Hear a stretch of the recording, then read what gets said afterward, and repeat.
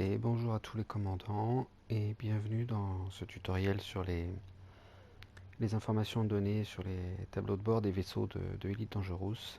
On va s'attacher à la manette des gaz.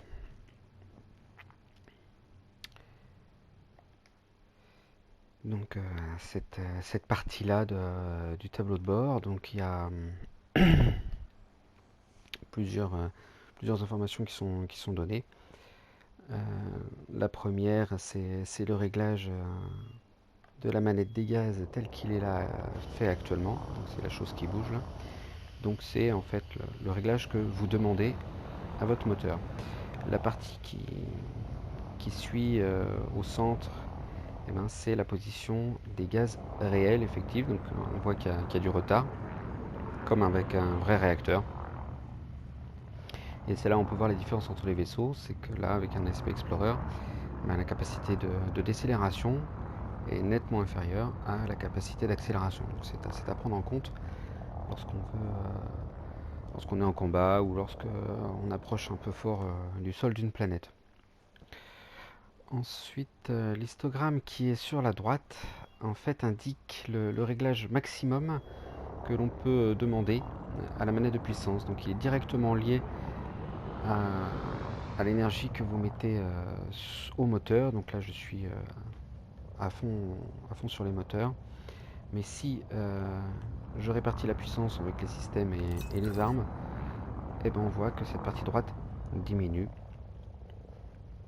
et que du coup je ne peux plus dépasser cette accélération là, tout simplement. Et bien sûr, moins je mets de puissance sur le moteur et plus ça descend. Ensuite, on va s'attaquer là où il y a la partie bleue. Donc c'est important, cette partie bleue, parce que ça représente en fait la zone de puissance optimum pour votre vaisseau. C'est là en fait où le vaisseau, quand on est en subluminique, hein, donc, comme je suis actuellement, est le plus manœuvrant. Donc là, il a une capacité de tangage qui est comme ça. Mais si je place les gaz, j'attends qu'on arrive dans la zone bleue, et ben on s'aperçoit que mon tangage est amélioré. Le vaisseau est plus rapide à la manœuvre. C'est extrêmement utile lorsqu'on a besoin de changer de direction rapidement, principalement en combat. Mais pas que, c'est également utile quand on est en super cruise.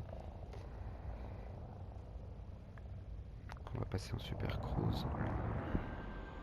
Voilà, donc quand on est en super cruise, cette zone bleue va se déplacer en fonction des influences gravitationnelles qu'il y a autour de nous. Plus on est loin des planètes, des étoiles, et plus cette zone bleue va augmenter, et également la zone de puissance maximale du vaisseau. Si je m'approche de l'étoile,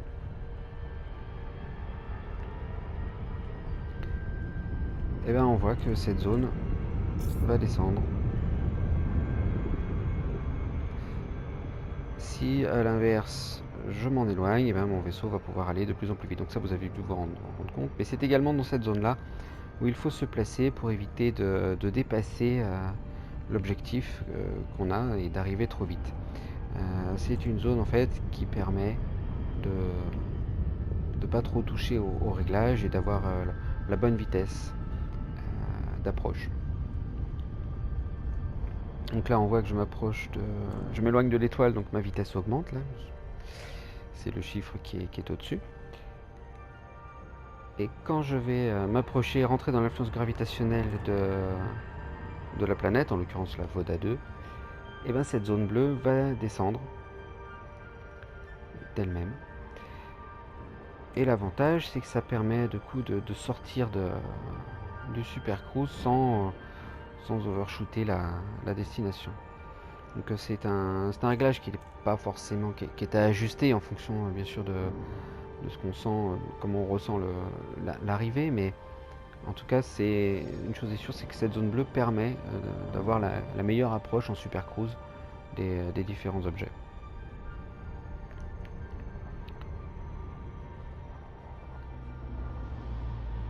Et donc, voilà pour l'explication de ce cadran de gestion de la puissance moteur sur le tableau de bord. Donc j'espère que vous y trouverez les informations qui vous manquaient. Et je vous dis à bientôt.